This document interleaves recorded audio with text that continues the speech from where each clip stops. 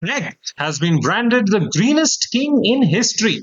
Due to his monumental efforts, huge swathes of cultivated land returned to forest.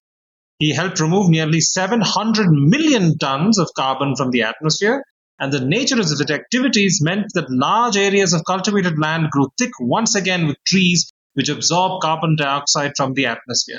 Although his methods may be difficult for environmentalists to accept, ecologists believe it may be the first ever case of successful man made global cooling.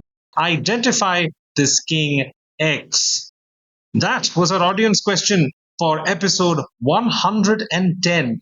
And I'll answer this question at the end of today's episode. Cue the intro.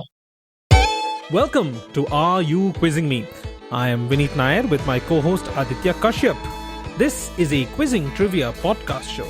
Join us as we dive deep into history, science, pop culture, and so much more. Let's get quizzing.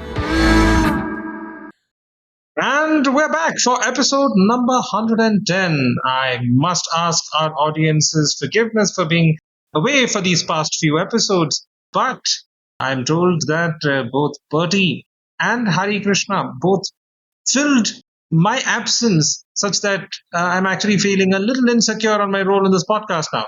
Aditya, how have you been? I missed you. I can't complain though. Our guest quizmasters were amazing.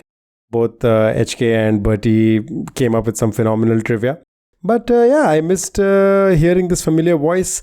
And I've had people reach out to me, tell me that they miss you as well. So it's not just me. And I'm glad you're back. Oh, great. Yes, so that kind of soothes my insecurities just a tiny bit. Before you get too secure though, I must remind you, Bertie did ask a question in episode 108. Oh God. I will play the clip from that episode right now. And you have to answer the question that Bertie had posed to you a couple of weeks ago. What interesting fact connects only these two hyper-exhaustive list of The Mother, the song from The Wall, and Two Sons in the Sunset from The Final Cut?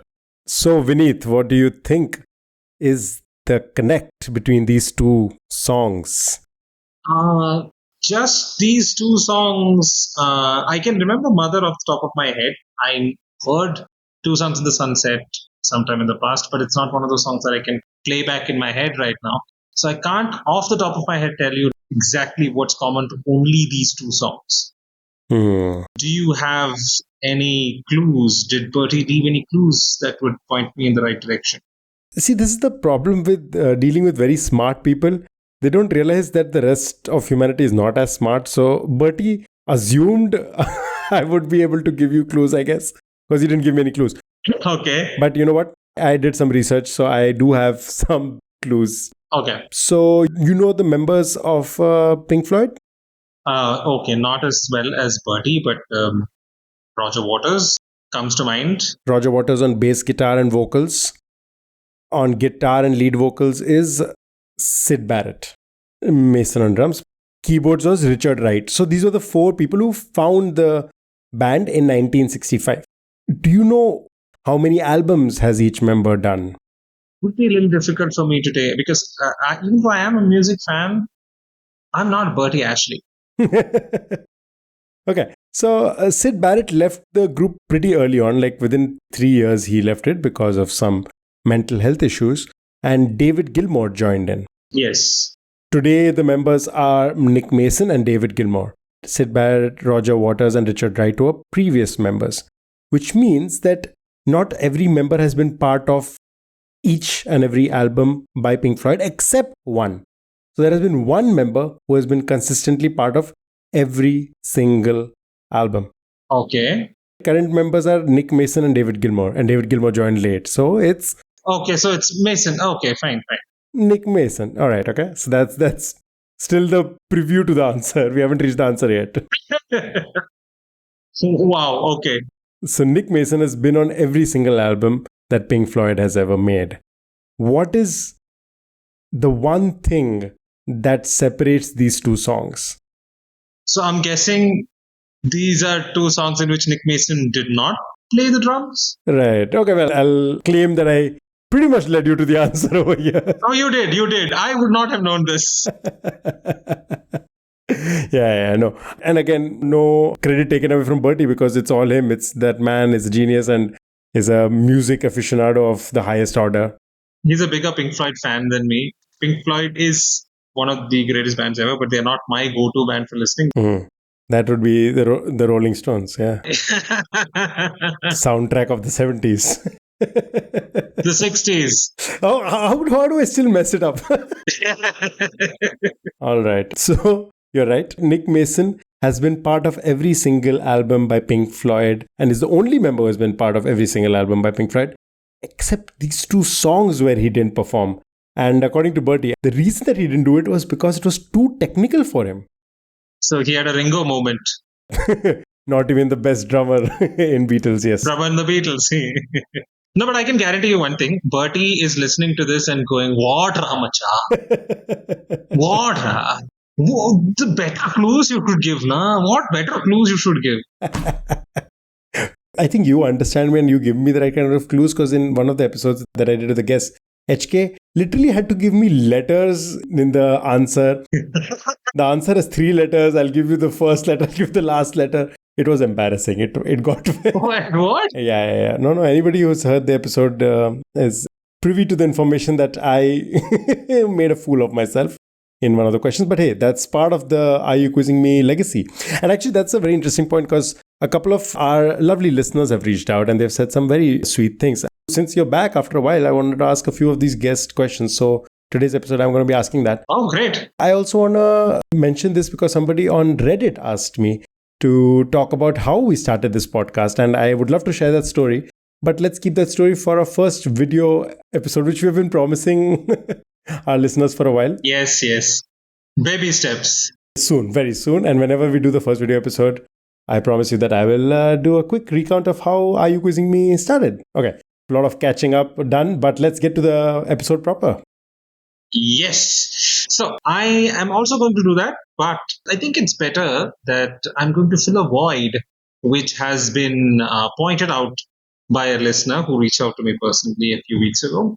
And the void that they pointed out is that despite our questions being quite India-oriented most of the time, we hardly ever cover Bollywood. Okay. My questions this week will be heavily tilted towards Bollywood. They didn't want to be mentioned on the show, so I'm not going to mention their name, but you know who you are. Okay. Let me start off. It's a bit of an alphabet soup. So Aditya, please get ready. This movie, A, was supposed to be X's debut film. Okay. Directed by J.P. Datta, it was the tale of an emperor's relationship with his son. Apparently, the rights were with Kamal Amrohi once upon a time, and he had wanted to make the film with Y after seeing Y in Z, which was a career-defining role. It did not happen then, and the movie never got made, and the movie A also never got made.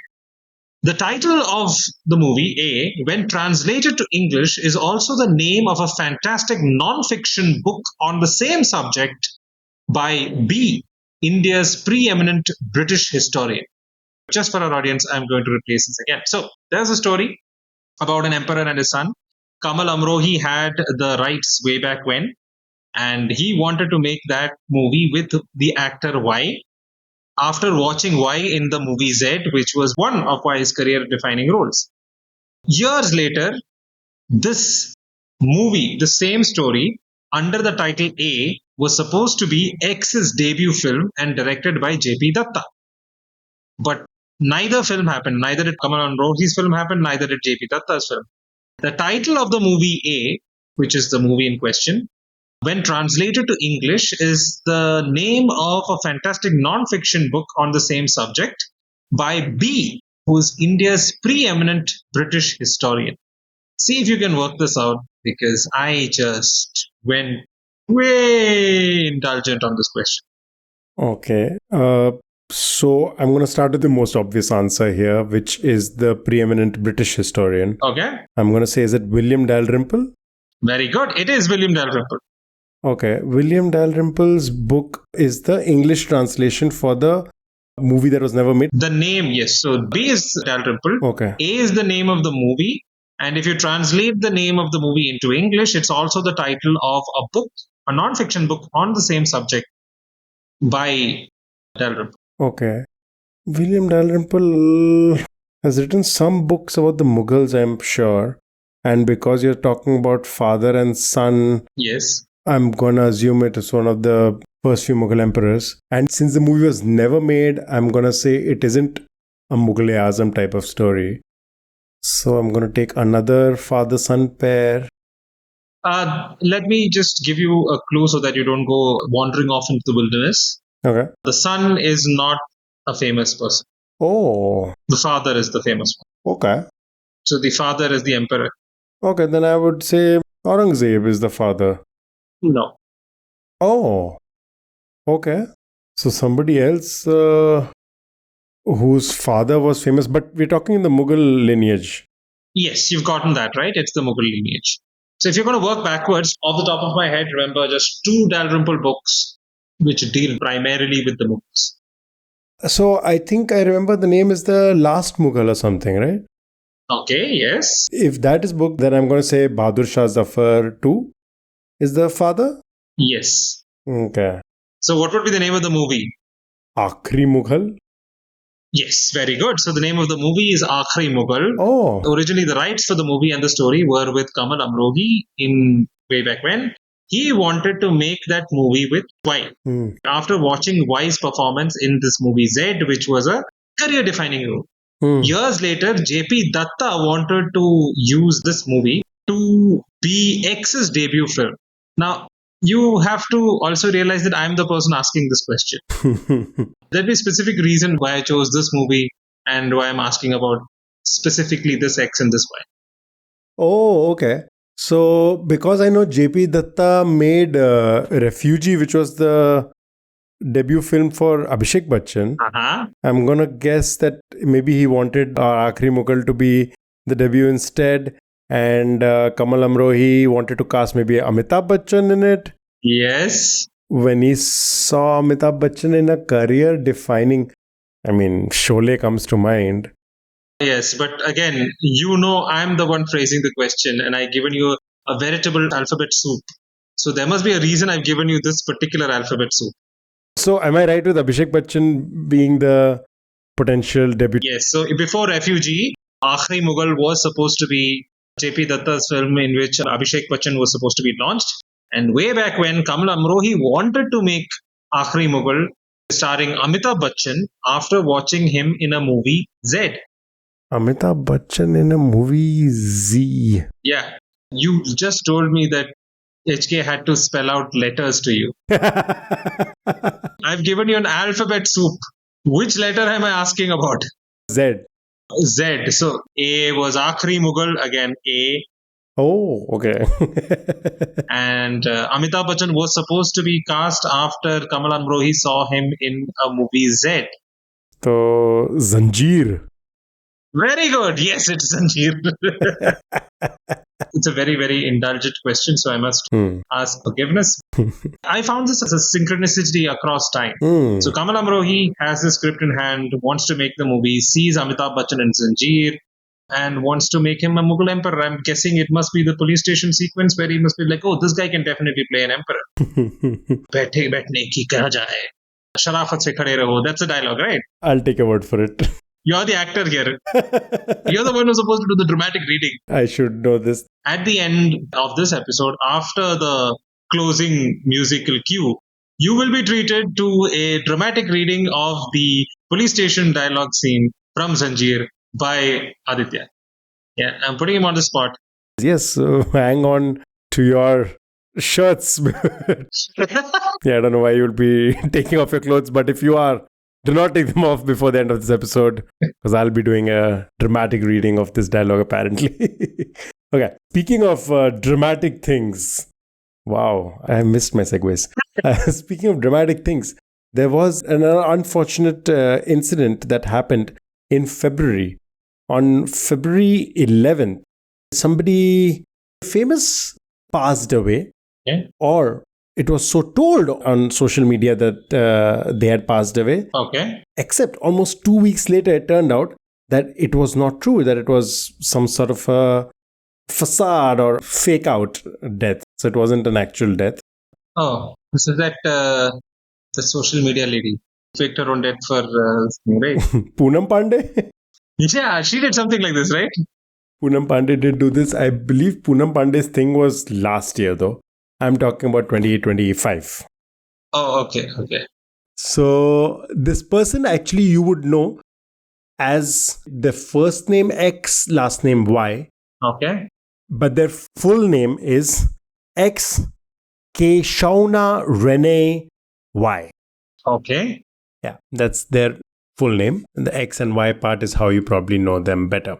Okay. So my question is, who was this Uh, who social media said or claimed passed away in early February this year? And 2 weeks later, turns out that was a fake out and didn't actually pass away. Keshauna, for some reason, does sound one of those culturally African American names. Am I close? No, not at all. No. Oh, so you're talking about Poonam Keshauna Reme Pandey. Yeah, exactly. That's who I'm talking about. No, I'm not. That is not the death in question or celebrity in question. Okay, so give me a clue then. The stated birth date of this character is, quote, 1000 BC. Wait, is this like Kanye or something? I love how you assume Kanye is capable of doing something like this, which, you know what, fair hit. Kanye is capable of claiming he was born in 1000 BC and doing a fake out with his death. It is very possible. But no, not Kanye. If you paid attention, I said character. So maybe that guides you a little bit more. It's not an actual person. Oh, so it's not an actual person. Yeah, it's a fictional character. It's a fictional character. Yeah. I don't know, because none of this seems familiar. It's passed my radar completely. Was this some kind of movie promotion or something? Like a character dies in a movie and they want to promote that. You know, there's this thing with Malayalam web series called Kerala Crime Files. This season 2 of Kerala Crime Files deals with the search for one particular character by the name of Ambali. So all throughout Cochin, you could find missing posters for ACP Ambali, which were put up. And for a second, I was like, hey, what the hell is going on? So is it something like that where somebody is dead? Not a bad guess in terms of, yes, it was for promoting something, but not a web series, not a film, not a TV show. One last clue before I give you the answer. Not a person. Yeah, you've already told me it's a character, right? Yeah, but not a human. Mascot is probably the best way to define it. Have you seen the movie Barbie? You have, I believe. Yeah. A character in that movie keeps interacting with XY. Keeps using this character to learn. Duolingo or the Duo Owl is the answer I was looking for. The green owl. Okay, that's an owl. Okay, yeah, it is an owl. Now that you tell me, yeah, it is an owl. Okay, I'm confused. Why did social media kill off the Duolingo mascot? It wasn't like random social media. It was Duolingo's Twitter account which claimed that Duo had died. On 11th February, they posted this. Authorities are currently investigating the cause of death and we are cooperating fully. TBH, he probably died waiting for you to do your lesson, but what do we know? Oh, God. Classic Duolingo style. Very aggressive. Oh, God. That's quite dark. Yeah. Later they claimed actually he's not really dead. Was back. They gave all of this information about the name actually being Duo Keshauna Renee Lingo. The Duo is his first name, Lingo is his last name. This is just weird marketing. Like, I know people are running out of ideas, but that's just weird marketing. I think they stepped into the whole idea of Duolingo being very, very creepy in the way that it keeps messaging you. And it's very passive aggressive sometimes. Yeah, it does. I have tried Duolingo in the past to learn languages. Mm-hmm. Spoiler, no, like it didn't work. I just didn't connect with that particular one. Mm-hmm. But it just keeps sending you notification after notification saying, have you tried today's lesson? Have you tried? It's time to do this. It's time to do this. It keeps sending you like every single day notifications from Duolingo keep coming up. That part is true. So they were leaning into that, I'm guessing. So here's the thing. Any other learning app would probably also notify you saying, hey, come back and use our app. That is very common for most apps. Yeah. The way Duolingo does it actually is very passive aggressive. I've gotten random notifications saying, I guess you don't care about Duo. I guess you have forgotten all about me. Like a toxic girlfriend. Yeah, it is very, very toxic relationship vibes. This is something that I think I don't know if they accidentally stepped into it, but they have leaned into it definitely. And I think this whole died because you forgot to do your lessons was very aggressive. That's very dark. Yeah. That's very dark. And since I said that I'll be using audience questions, this one is an audience question that was sent to me a while back. This is Udayan Sen. Oh, nice. Udayan Sen had sent me a bunch of questions. I'd already asked one from that list. This is another one from the list that I wanted to bring up again. Thank you there for this question. And that passes it back to you, Vineet. Wow. I am speechless. I have no segue whatsoever. So let's just go into this. This is a very straightforward, very short, very 90s-like quiz question. Okay. ZNMD. Do you know what ZNMD stands for? Zindagi na milegi dobara. Very good. DDLJ. Dilwale Dulhaniya Le Jayenge. Even better. KANK. Kabhi alvida na kehna. Very good. You're top notch when it comes to Bollywood abbreviations. So all of these are very popular abbreviations of long-winded Bollywood movie names. Mm-hmm. Simple question. Which was the first film to have a hugely popular abbreviation? Till then, movies were just pronounced as the whole name. It was like Zanjeer, not Z. So that's a bad example. Zanjeer, not Z. Sholay, not S. Yeah, or it's like Amar Akbar Anthony, not AAA. Triple A. We had RRR, so AAA. But which was the first ever film to have a popular abbreviation for? I have a feeling this will be at best 90s or maybe late 80s. Okay. I'm thinking something like Salman Khan, maybe Maine Pyar Kiya, MPK. No. Jo Jeeta Wahi Sikandar, JJWS. Okay, give me an era. Am I in the right time frame or is it older? You're in the right era. You're very near. You're sniffing around the right movies. Okay, so I'm assuming it's maybe one of the Khans. Hum Aapke Hain Kaun? HAHK? No. Okay, but yeah, that doesn't sound very familiar either. No, see, that's the thing. I can understand why this was the first popular abbreviated one. Because like DDLJ, this kind of rolls off the tongue. Yeah, I'm also trying to think of one that would roll off the tongue. Because HAHK is a little too much. JJWS also doesn't work. No, I can't think of one right now. Okay, I'll give you a clue. It was a directorial debut. I'm not going to tell you the director because that will make it too easy. Okay. It is a romantic musical film. Like, that's a clue. That's not a clue, but okay. Directorial debut, so not DDLJ. Yes. Which would be the most obvious answer. It received 11 nominations at the 34th Filmfare Awards. 34th?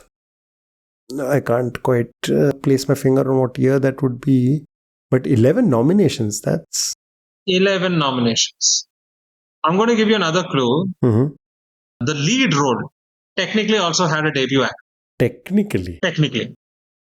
That's interesting. What does technically mean? Like, it's not wrong to say that the lead role was played by a debut actor, but it's not completely right either. Okay. The soundtrack was also hugely popular and it established the careers of Udit Narayan and Alka Yagnik. Okay. Okay, the next clue will be the director's name, Mansoor Khan. I know of Mansoor Khan, but not a director that I'll be able to tell you his filmography immediately. But hold on. I have a very strong feeling that this is Amir or Salman is my feeling right now. You're not wrong. Okay, Salman's debut. Amir's debut film, Qayamat Se Qayamat Tak, QSQT. Yes, it is Qayamat Se Qayamat Tak. Oh. But I don't believe it was Amir Khan's debut film. I mean, technically, he had done films as a child actor, but like as a leading man. It is, even though his first film was a movie called Holi. Oh. That was a low budget film. Right. Yes. Yes, and after that, he played Qayamat Se Qayamat Tak. But that's not the technicality I'm talking about when I say that the lead character was played by a debut actor. Oh, okay. Because I'm not talking about Amir Khan. Oh. Wait, somebody else replaced, or did somebody else play the lead role? Well, I don't know what. Because I remember Amir Khan being the lead. Yes, you're not wrong. Amir Khan does play Raj Singh. Oh, I know what you're talking about. The younger Rajveer or Raj or whatever was played by Imran Khan. Very good. Yes, it was played by Imran Khan, and that was Imran Khan's first movie. He was a child actor. Right. His first movie, and Amir Khan and Juhi Chawla play tragic lovers. Ooh. This movie was a tragic comedy, Qayamat se Qayamat Tak, which translates from apocalypse to apocalypse, which is like the worst directions you can give somebody. So it is a romantic musical film released in 1988, Mansoor Khan's debut film. It was Imran Khan's debut film. It was Amir Khan's technically second movie. Also starred Juhi Chawla. It was the first movie to have a long name which was abbreviated and became popular. It was QSQT, Right. which then led to DDLJ and KNK, which again, I find it very weird to pronounce as Kank for some reason. But coming back to this QSQT, the only reason I remembered, or I don't know why it was stuck in my head as being his debut, though you do say Holy and that rings a bell, is because I remember there is this video that went viral of Amir Khan back in the day going up and talking to people at Marine Drive and saying, hey, my debut film is coming out, please go watch it. What? Yeah, this was his viral marketing campaign back in 1988, 89, whenever that film came out. That's why it was stuck in my head as being his debut film.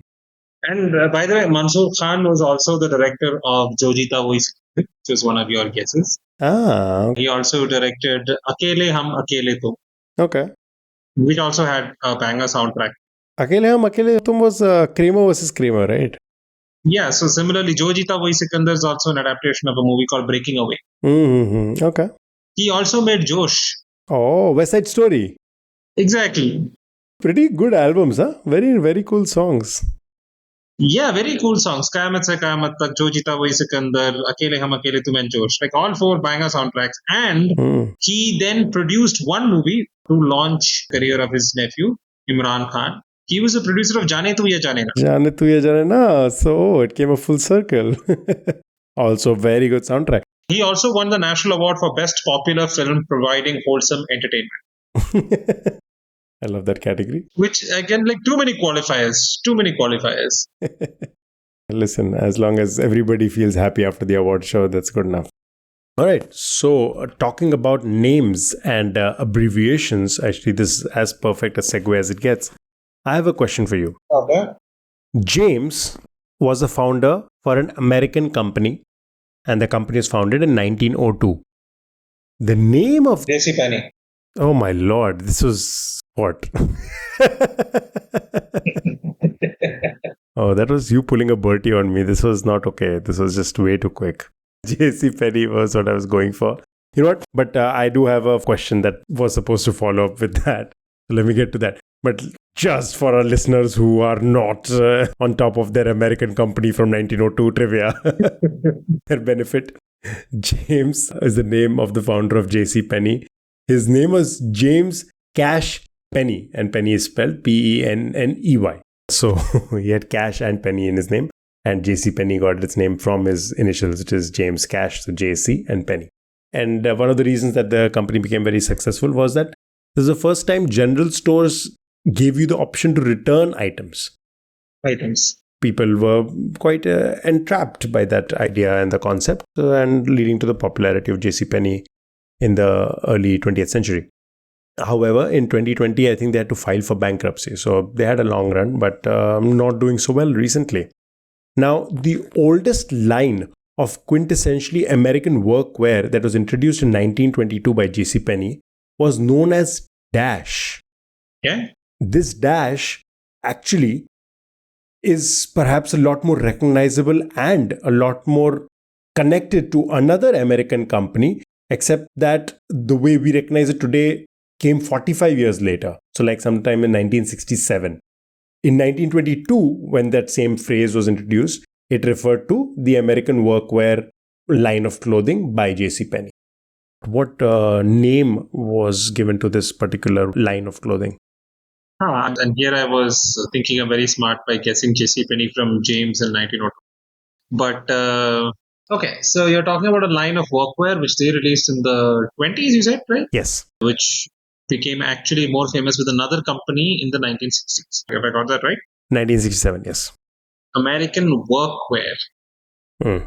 1967. Bell bottoms? No, not bell bottoms. So, okay. I'm asking you for the name, not a design choice or not a fashion Oh, okay. choice. It's a name for the clothing line that was launched by JCPenney. It had American workwear. This was launched in 1922. The name is perhaps a lot more recognizable as being part of another very huge American company. But that company only launched something with that name in 1967. So it's like a copyright thing. Okay.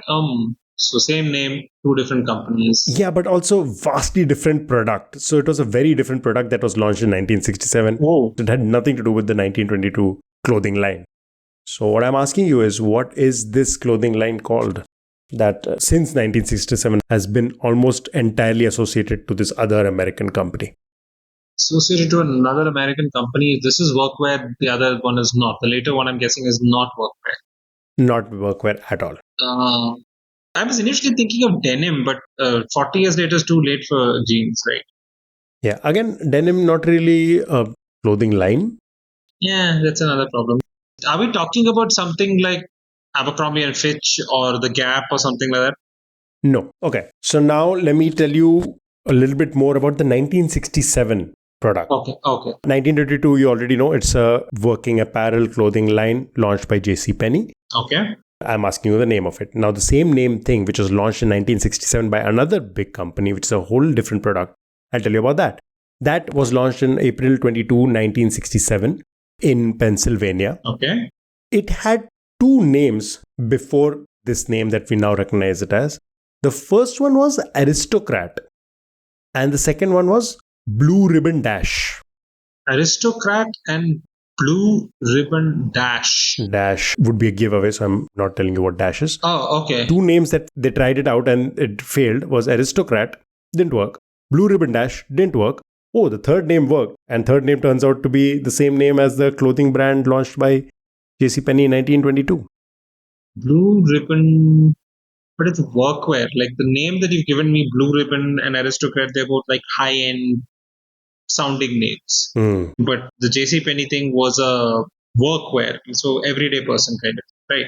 Which is interesting because this 1967 product was first sold for 45 cents. So it wasn't a high-end product by any means. But the name was, like the branding was. Initially, it was, I guess, Aristocrat sounded a little fancy schmancy, and then Blue Ribbon Dash also maybe not the most relatable. The third name that they came up with was so recognizable with the company's brand also that today those two are heavily intertwined. You would only think of that company and that product if I mention the name. Aristocrat, Blue Ribbon something. We aren't talking about like a watch brand or something. Not a watch brand. Okay, time for another hint. Yes. This American company is an MNC. It has outlets all over the world. It's being sold all over the world. Okay. In India, it doesn't go with the same name that is in question. It goes by a slightly different name. It's an Indianized name that they used to sell in India. And also the main component is changed in India because of cultural reasons. A lot of international companies kind of Indianize once they come to India, right? Yeah, most MNCs do that. Do. Nope, I'll need some other clue. The reason that it would not work in India would be because the original component would not work. The main part of it would not work is because most people assume in India almost nobody uses that. And I'm putting uses in quotation. It is not culturally acceptable to quote unquote use it. Not culturally acceptable to use. Okay, fine. You know what? I'll make it slightly easier for you. It's not culturally acceptable to eat it. I was just playing around. Beef, yes. So this is food. It's a food thing. The Maharaja Mac. Maharaja Mac. What is the original name for the Maharaja Mac? It's a Big Mac. The Big Mac. Big Mac was the name of the clothing line launched by JCPenney in 1922. Are you kidding me? Yeah. It's the name of a burger from clothing line of workwear. And their original choices were they were going to call the burger an aristocrat or a blue ribbon, I'm guessing Mac. Blue Ribbon Burger. They were going to call it a Blue Ribbon Burger. BRB. A blue ribbon burger. Okay, that makes sense. A blue ribbon burger, like high quality beef and whatnot. Mm-hmm. Oh, I have officially been gasted. Not flabbergasted? Just gasted? No, just a flabber is a, very flabby. This is like official gasting. Flabby. Sure. And once again, credit to a dear listener who sent in some questions to me, and I've used one of them. I will hopefully use the rest of them as well. This is Arush. So thank you so much, Arush, for sending in this question. You have to excuse Vineet because he did make short of your question very quickly when he answered JCPenney. But hey, thank you for sending me the follow-up as well. So both the parts of the question were sent by Arush. First part, of course, JCPenney, and the second part being the Big Mac, which I thought was very interesting. Big Mac was not something that McDonald's came up with out of the blue. I mean, they might have. I don't know if they knew of Big Mac. They would have probably. Yeah, they probably did. Because even today, if you type JCPenney Big Mac into the Google search bar, you get a set of the clothing line that is still sold at JCPenney. Oh, they're still selling the Big Mac? Apparently. Yeah. And that's not a copyright issue? I guess not, because they started it first. So I guess they can't really be sued for that. Okay, moving on from... Okay, there's no segue for this. Sorry, I also want to point out Arush is such a sweetheart. This is what his email says. A fresh new set of original questions for Aditya. I have also made sure to include some handy segues. So he knows how much you struggle with segues. I think he just segued between his own questions. Extremely sweet. Thank you, Arush. We do struggle with it a lot. So, you know what, listeners, if you just want to send us segues randomly also, that's fine. Oh, yeah. Somebody like Bertie can make questions out of segues. So, you know what, one day we aspire to do the same. Okay, keeping on with my theme of Bollywood. In 2002, the most expensive Indian film ever produced was the lavishly produced Devdas with a budget of 50 crore. Mm-hmm. Seems like a tiny amount, right? 50 crore. Considering how much Adipurush spent on disappointment? On a wish.com version of the Ramayana. After Devdas was released, Director X announced a film on international terrorism called Ek. As in one. Ek is the Hindi word for one. So the name of the movie was Ek. It was going to be on international terrorism. It was supposed to be on a budget of 100 crore way back in 2003. Okay. Big budget. Okay, so we were going from the most expensive film being Devdas at 50 crores to 100 crore being planned. It was going to be a movie on international terrorism. Amitabh Bachchan, Nana Patekar, Ajay Devgan, and an international cast were supposed to zoom across major world capitals in a saga involving Al-Qaeda, CIA, and the research analysis. When journalists gasped at the budget, the director pointed out that the budget was actually only $20 million at the time. And a top star like George Clooney or Julia Roberts got that kind of money for a simple film, for one single film. Mm-hmm. The logic was very sound. But no producer came forward to pick up the tab.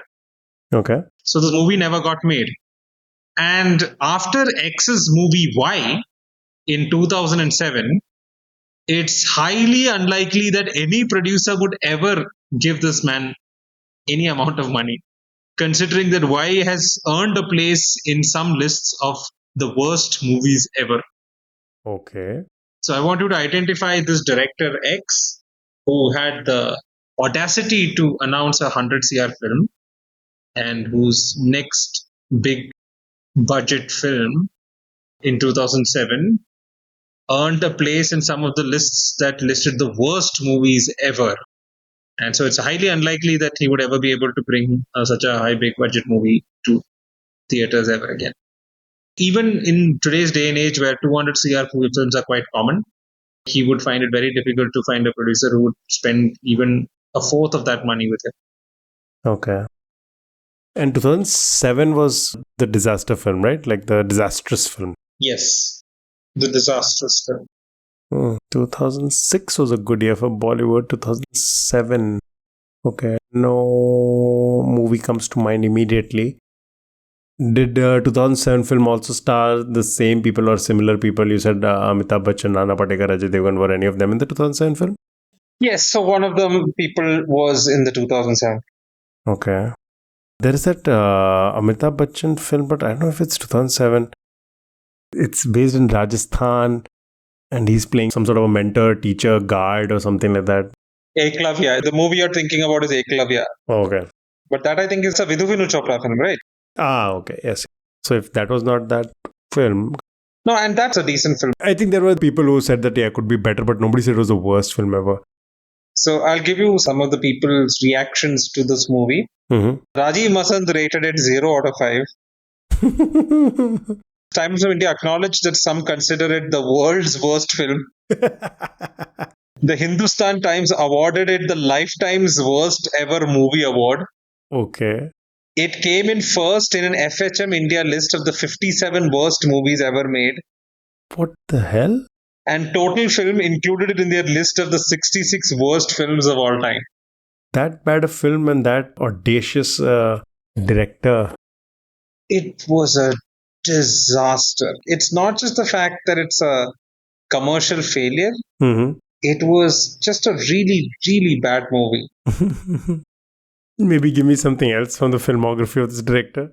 His first ever film Mm-hmm. was a 1989 movie called Siva. Hindi film? His first ever Hindi movie was a 1990 film called Shiva. Oh, so Siva was some, then I'm guessing some South Indian film? Is it a Tamil film? Not Tamil, it was Telugu. Oh, okay. So it's a Telugu film.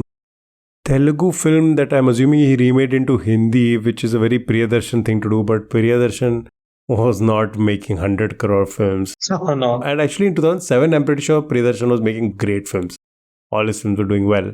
So the other person I can think of who fits this bill, and I have a guess for the movie as well, is Ram Gopal Verma. And the movie? That has to be RGV Ki Aag. Yes, very good. I watched the movie and it's a terrible piece of filmmaking. Okay. But I never knew that people included it in the list of worst movies of all time. And just to imagine, 2-3 short years prior to that, he had floated that let's make a 100 CR film starring Amitabh Bachchan, Ajay Devgan and all these people. Oh yeah, Ajay Devgan is an Aag as well. Exactly. So you have Mohanlal as Police Inspector Narsimha. Oh wow. He's got 5 national awards. Amitabh Bachchan's got 6 national awards. And Ajay Devgan has 4. So you have so many great names, great people, good character actors, but the movie was just so bad. And you know what? We have spoken about this in one of our very recent episodes where we're talking about remakes and how Sarkar is something both of us like. And we thought it was a great remake. Oh, yeah. A great adaptation of Godfather. And here he was remaking a very iconic Bollywood film. And There's no upside to remaking a movie like Sholay. They should have learned from Ram Charan's experience remaking Zanjeer. I think people have kind of erased it from their collective memory, but Ram Charan made his Hindi debut with a remake of Amitabh Bachchan's Zanjeer. Oh, I didn't know this. And it was bad. Okay. But you can actually hate watch it. Like, Aag is so bad, you can't even hate watch it. Oh, okay. Wow. Even Amitabh Bachchan said it was a mistake making them. Okay, so your turn. All right. So, since Sholay features 2 friends doing things, here's a question about 2 other friends. And these are 2 actual people. Henry Ford and Thomas Edison were great friends. Okay. With the former being completely enamored by the latter. So Henry Ford was a huge fan of Edison. Okay. When Edison was on his deathbed, Ford asked Edison's son, Charles, to do something for him. Okay. Charles did that using X, which was present in the room at that time. Okay. I think I've read about this. Oh, you already know. Okay. No, I have a feeling. Let's just say it's akin to catching lightning in a bottle. Very well done. Yes, I think you do know the answer to this. But let me just complete the question. At that point, there were 8 of X in the room. Today, 8 of these have become 42 and are preserved in a museum. It was supposed to actually capture the fact that while Edison was most recognized for his work in electrical fields, his real love was chemistry. Mhm. That is the reason, perhaps, that his son was asked to do what he did. You want to tell the audience what the answer is? Something related to him capturing his breath or something, right? It was supposed to be his last breath, yes. Yeah. X were the test tubes. So there were 8 test tubes in which his breath was captured. I think they have split it up, I guess, into 42. How do you do that? That's what I'm saying, catching lightning in a bottle. You can't. Like, you capture his breath and then what? What did you do? You put a stopper and now you made it 42 or whatever. It's just impossible. You can't do that. And even if you do it, it's like you've captured his breath in a test tube, right? Okay. Hear me out. What are you going to do with it next? Listen, I was not there. I don't know what they were planning to do. There are these morbid things that people do when people are about to die. Mm-hmm. Somebody told Einstein's brain, Rasputin's penis was pickled in a jar. I understand it's an impressive specimen, but still, to what end? Listen, he was a man in Russia long ago. He was big and strong. And Yeah, and he was a lover of the Russian queen. Yeah. We've all heard the stories. I did not know this was Ford, by the way. Ford's idea, yeah. I think the thing I read was they captured his last whisper. And there are 42 of these which exist now, and the most famous of these are in the Ford Museum. Since you did answer this question very quickly, I will ask another question. And as I have done so far, these are the 2 questions sent in a list by another one of our lovely listeners. This one is Chinmay Lanka. Also, the name is so nice because it's a unique name. If they shorten it, it becomes Chi Lanka, which is a cute nickname. I hope somebody calls Chinmay Lanka Chi Lanka. But Chinmay was very sweet, and I'll read parts of her email out as well. But before that, let me ask you another question that Chinmay shared. And this is close to my heart because it combines a couple of my loves. The first being a great punny name, the second being the TV show House MD, and the third being, Okay. well, the answer will be the third. So, season 5, episode 10 of the show House MD is about a fitness guru who's known for her quote-unquote natural lifestyle. Like every house episode goes, she develops some complications and the whole team is rushing to figure out what has gone wrong. Okay. And things keep getting worse and worse, and House, being his usual house self, is not really helping and just trying to make things as terrible as they can before saving it at the last minute. Yeah. The idea being that she actually had a surgery done because she used to be overweight. So she had gastric banding done. And while she was selling this idea of like, a natural healthy lifestyle to lose weight, she herself had done it by this quote unquote cheat method. So that was the whole crux of this episode. Yeah. And the way House figures it out is because the patient keeps getting worse all the time, and she's all hell-bent on like working out, and she's getting mad that she's in the hospital and she's not getting a healthy food. At some point, House notices that she recovers a little bit when she ate some chocolate dessert. Okay. He figures out later that she had a gastric bypass surgery done, and the cure would be to undo that surgery and switching to a high carbohydrate, high sugar diet. All right. So I've given you a summary of the episode. This fitness guru trying to lead a fitness life, didn't exactly get fit by leading that life herself, had a medical procedure done. Turns out she has to have that reverse and go back to eating quote unquote unhealthy foods, sugary foods, to lead a healthy lifestyle now. Okay. What was the name of this episode, which is historically significant? Historically significant. Mm-hmm. No, I don't know. You'll have to give me a clue. Okay, let me give you a clue that maybe it is historically significant in the way that it might not have ever happened, but it is such an urban legend that everybody assumes that it happened. That's half of history. The name is a quote that is famously misattributed to a person, or rather, there's no real concrete proof that this person said this.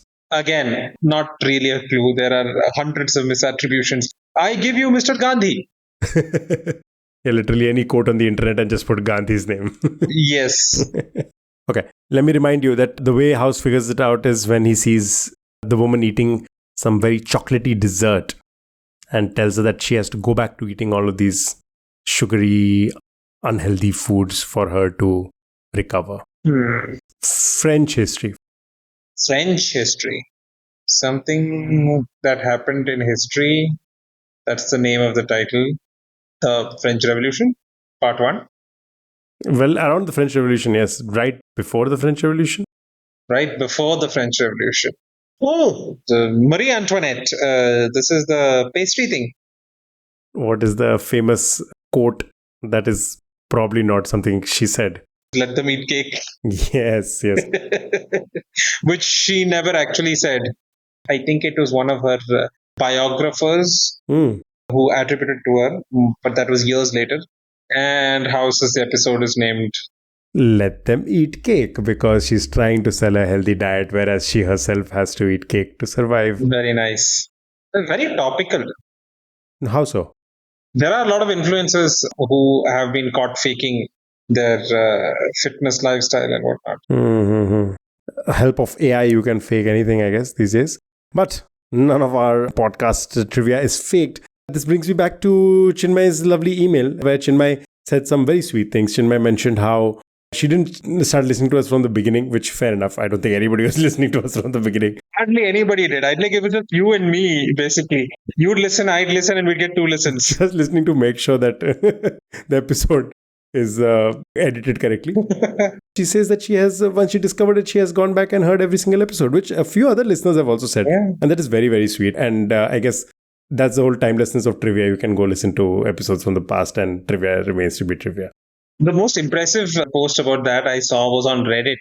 When we took our break, one listener basically put in that I discovered your show and I binged all 100 episodes in like a week or something. And I was like, dude, I'm so happy you did that. But then again, 100 episodes in a week, please don't.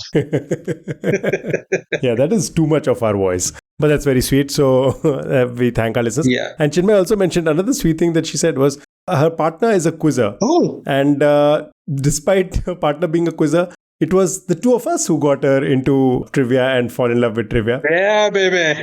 And her partner is very happy about that. So she does share some of her questions with him.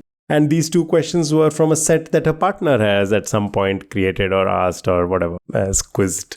Okay, so that's great. So now you have officially, Chinmay, you have officially designated us as the hitches of the quizzing world. I don't even know if there was anybody calling for a hitch in the quizzing world, but sure, let's be that. Definitely. Why not? So Chinmay's very sweet email. Thank you so much, Chinmay. And hi to your partner as well. And she said that she'll send us more questions in the future. So absolutely, please do. We will be looking forward to it. And I think those are all of my questions for this episode. Thank you to all of the listeners who sent it in. That would be Chinmay, that would be Arush, and that would be Udayan. Thank you so much, guys. I'll kick off the last question of today's episode. Go for it.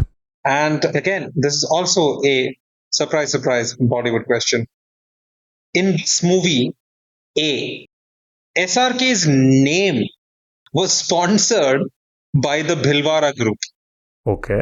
who are owners of the brand X. Okay. As part of a very visible campaign kicked off at the time, Shah Rukh Khan was called Shah Rukh X Khan, as in X being the name of the brand. And this was extended to the movie, where the lead character was called Vikram X, who was the chairman of X Industries. The film's poor box office collections did not do too much for the brand, but X is still going strong, and their later campaigns involved Virinder X Sehwag. The movie itself was loosely based off the American romantic comedy. It started in Naples. So, which is the movie A and which is the brand X, which literally sponsored the name, Shah Rukh's name in the movie. I didn't know this. I believe the movie is English Babu Desi Mem.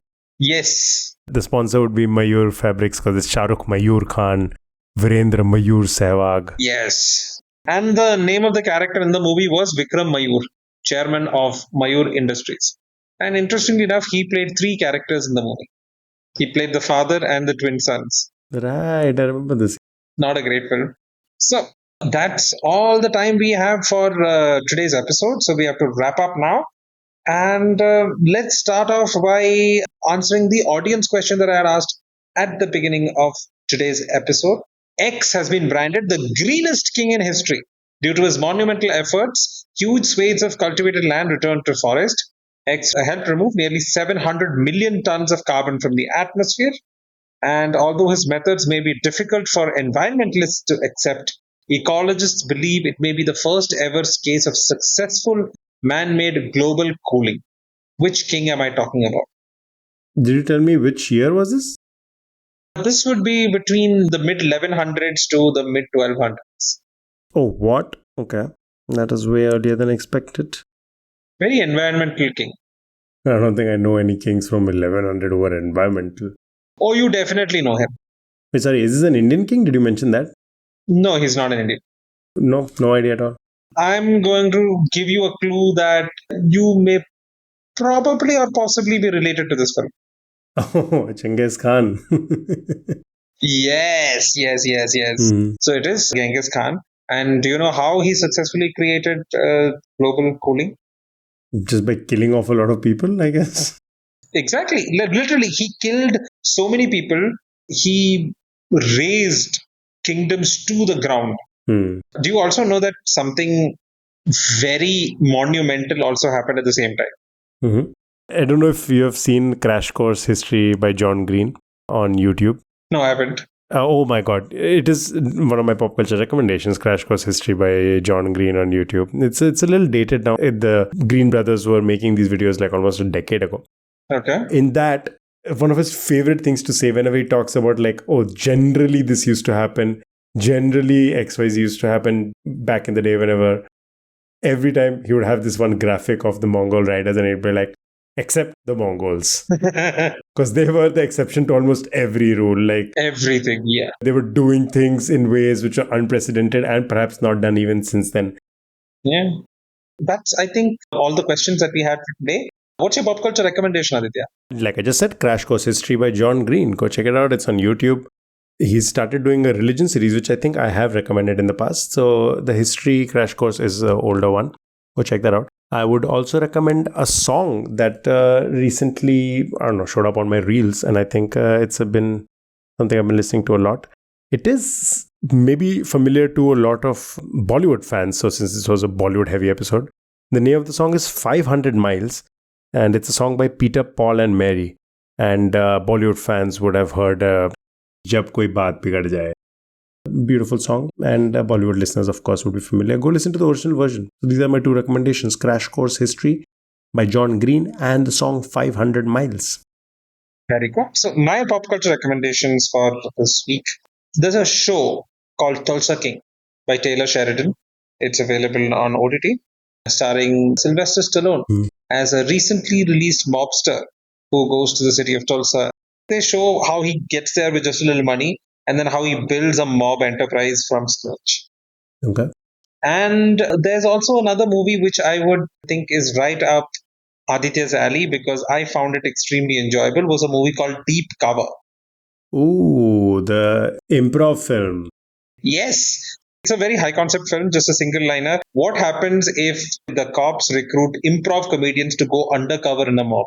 The acting is solid, but Orlando Bloom really just blew me away. He went really into that role of this really pretentious actor who turns into an improv artist and then just keeps escalating and escalating and escalating. It's just fantastic. I really enjoyed the movie. Yeah. So go watch Deep Cover and Tulsa King. And I'd also recommend another show. I should have recommended this prior, but I did not. Was a Hindi web series on Netflix. I think it's called Hoff. It's definitely worth a watch. They couldn't exactly stick the landing, but compared to most of the other kind of horror web series, this was really good, really atmospheric, really well shot. Those are my pop culture recommendations, and that's all the time we have for today's episode. Thank you for listening in. We hope you enjoyed the show and learned something new. If you liked what you heard, please subscribe to our podcast and leave us a review on your favorite podcast platform. It also helps other people who don't know, never heard of the show to kind of discover the show, to enjoy it. We'd love to hear from you. Feedback, suggestions, even trivia. You can reach us at Instagram at Are You Quizzing Me? We have a Reddit community, r/Are You Quizzing Me? You can send questions to us as Chinmay did, or as Arush did, as Udyon Sen did. So you can send us questions at areyouquizzingme@gmail.com. Just make sure to put the name of the quizmaster who you want to ask the question in the subject. We appreciate your support and look forward to sharing more episodes with you in the future. Thanks for tuning in and have a great day. Stay on after the music. See you guys next week.